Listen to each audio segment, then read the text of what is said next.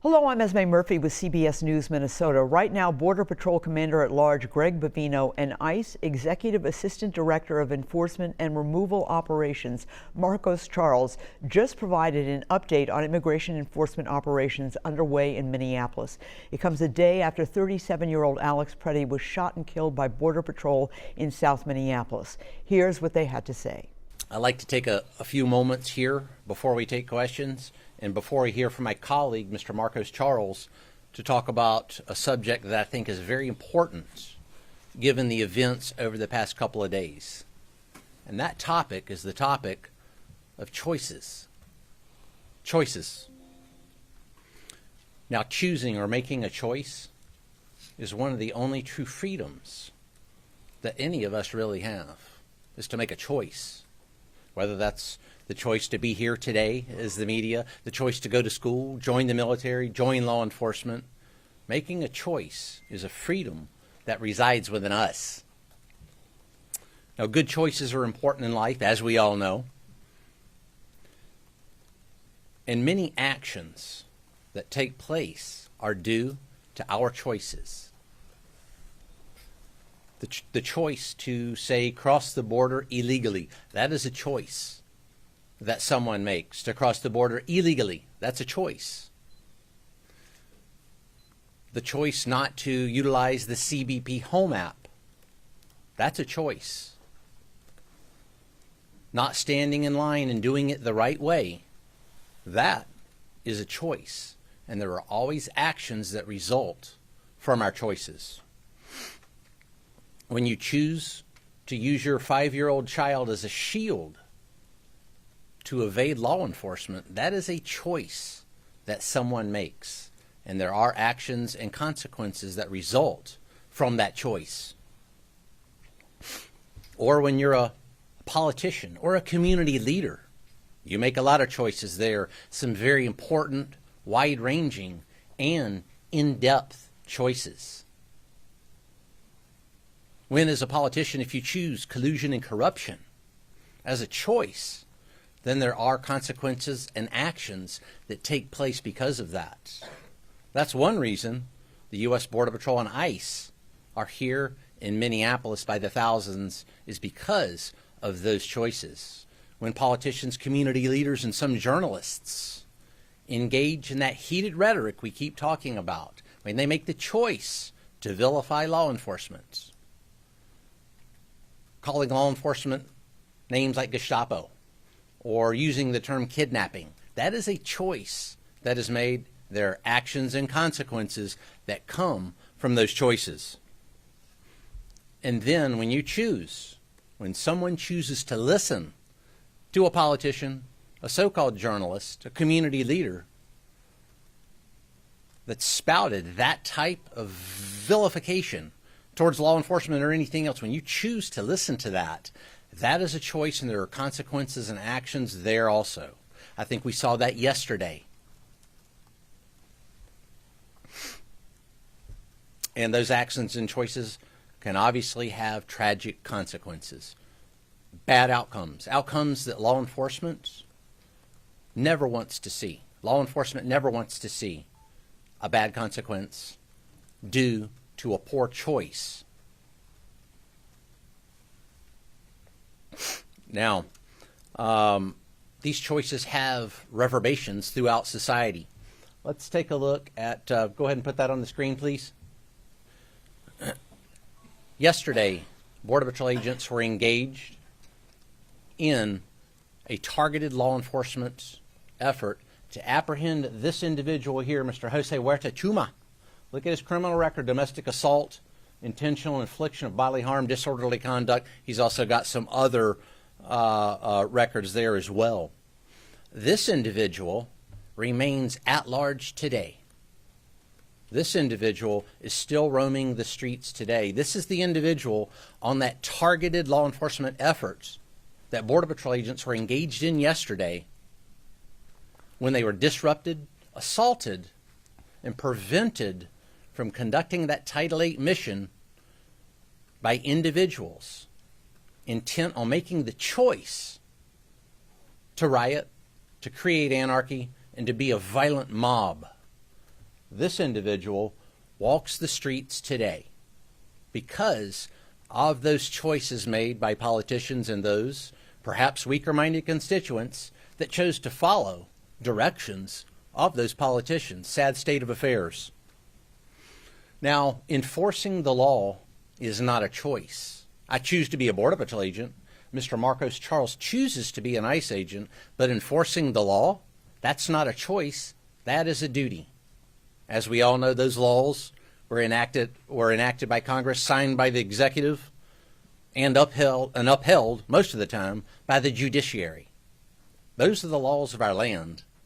That is our duty to enforce those laws, whether that's a Title VIII immigration law, whether that's chasing a bank robber or a spy or whatever else. That is our duty, whether it's a state and local law enforcement agency, and they make choices also.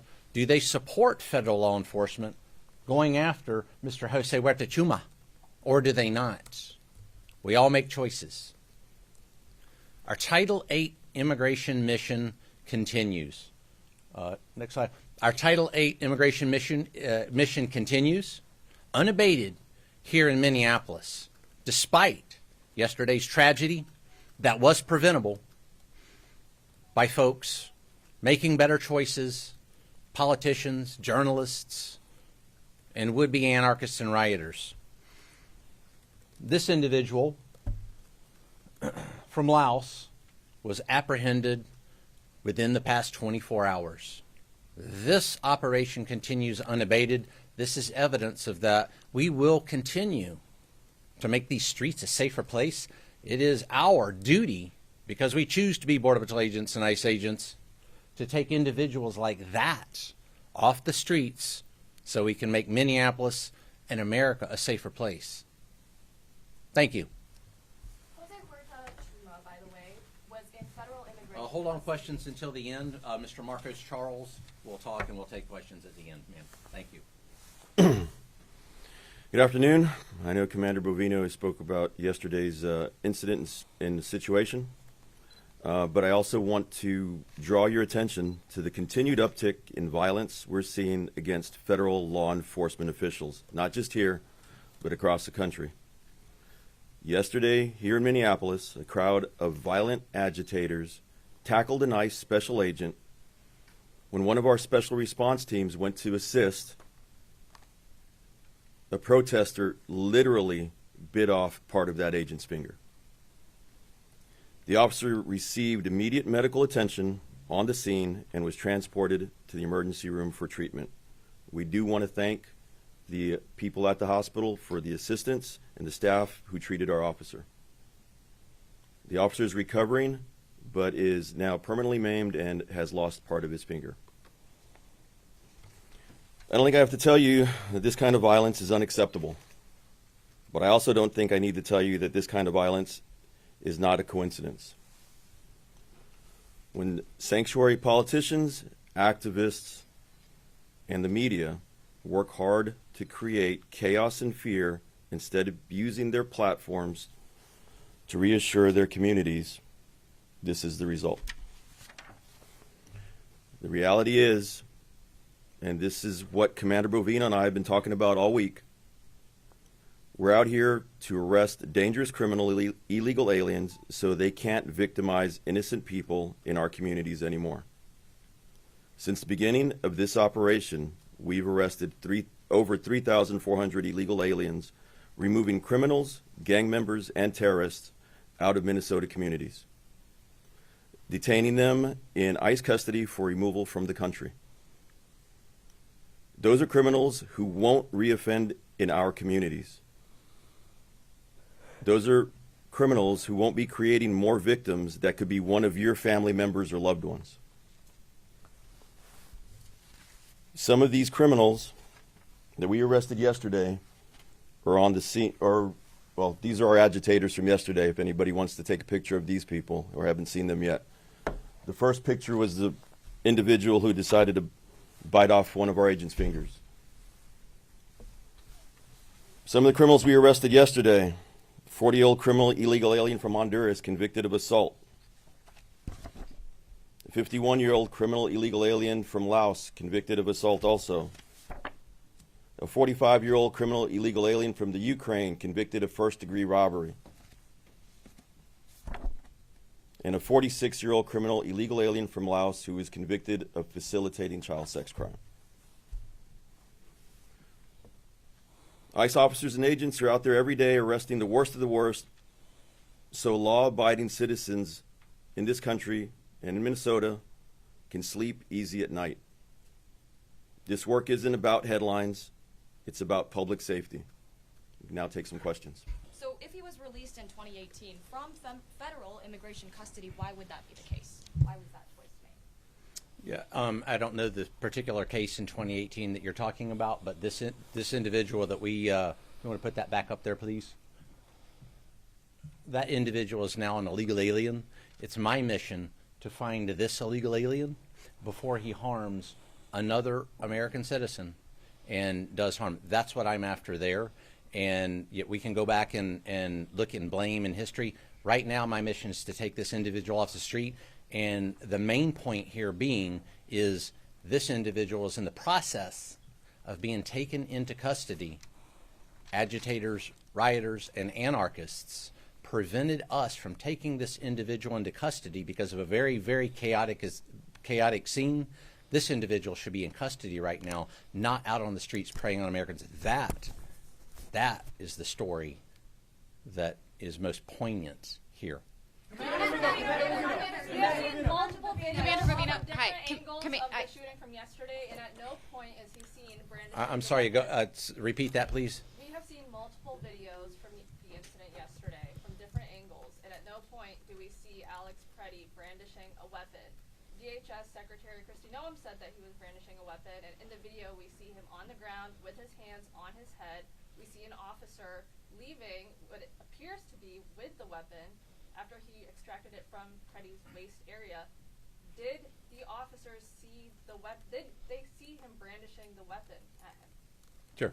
Many videos out there, many different accounts that you may see, that I may see, that anybody here may see. That, folks, is why we have something called an investigation to take what you're talking about, to take those videos, to take witness statements, to take officer statements, all those minute details that will paint a true picture, not a freeze frame concept, and paint a larger picture of what really happened. That is why we investigate, so we can get to the truth, so there's not speculation. Speculation after 24 hours, you've got a lot of speculation in there.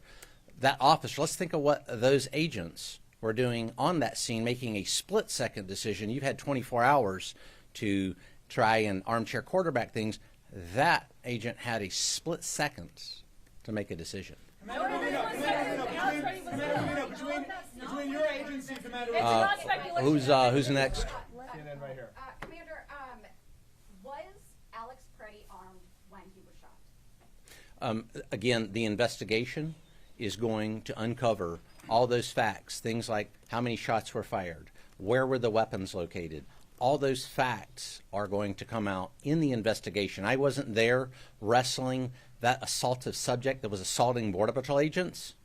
I wasn't there wrestling him myself, so I'm not going to speculate. I'm going to wait for that investigation to come. No, don't interrupt me. I'm going to wait till that investigation comes out until I make a decision there. If there's an investigation going on and you have not concluded, isn't it possible this was a bad shooting? Or have you already concluded for yourself that this was justified? I've not concluded anything. I've not given you a conclusion. But what I do know is this individual was on that scene several minutes before that shooting, interfering with a lawful, legal, ethical law enforcement operation to arrest Jose Huerta Chuma. And again, it's back to choices. We just talked about choices. When someone makes the choice to come into an active law enforcement scene, interfere, obstruct, delay, or assault law enforcement officers, and they bring a weapon to do that, that is a choice that individual made. No, Commander Pretti had a permit. Commander Bovino, when it comes to the shooting, from what I understand, there were 2 agents who fired shots. We know one of the agents had 8 years experience, and we know he was a less lethal instructor and had this training. What did the other agent, what was his history, and are they both working right now, or are they on administrative leave? All agents that were involved in that scene are working, not in Minneapolis, but in other locations. That's for their safety. There's this thing called doxing, and the safety of our employees is very important to us. So we're going to keep those employees safe. As far as the number of shots, the number of agents involved, that, again, is going to come out in the investigation. I'm not going to speculate on who did what, when they did it, how they did it, or what exactly occurred there. I'm going to wait for the investigation to let me know what happened. One of them did have 8 years experience, so we are talking about one of the agents. Why Yes. not talk about the other who shot as well? Because before those facts come out, we need to ensure that we're talking truthfully and accurately. And before I speculate, I'm going to talk truthfully and accurately. Between your agency, Border Patrol, and Mr. Charles, your agency, ICE, we've now seen 2 separate people shot and killed by your officers within 17 days. Do either of you plan on taking any accountability for those actions? 2 suspects, or you're correct, 2 suspects have been shot, and suspects that assault, delay, obstruct, or threaten a law enforcement officer's life. It goes back to the choices that we just talked about. When individuals make poor choices, poor decisions, come into a law enforcement situation, an active law enforcement situation, conspire to come into that situation. Whether that's based on ideology, we don't know. That'll be in the investigation that we just talked about. That's what we base the split-second decisions on, and our law enforcement officers are safe. They managed to come home at the end of shift.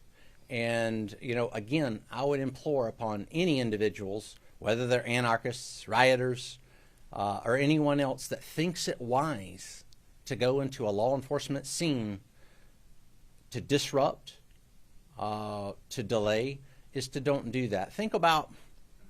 Let's think about that in terms, say a bank robbery is in progress and the police are taking care of that, and then you decide to go in there and perhaps take action. That's not a good idea in any form or fashion. The same thing with Title VIII. Same thing with Title VIII enforcement. We are after an individual with a very serious criminal record. We don't need any help. Thank you. Thank you, press. Commander, group chat. Hey, can you talk about the leaked chat of protesters? Commander.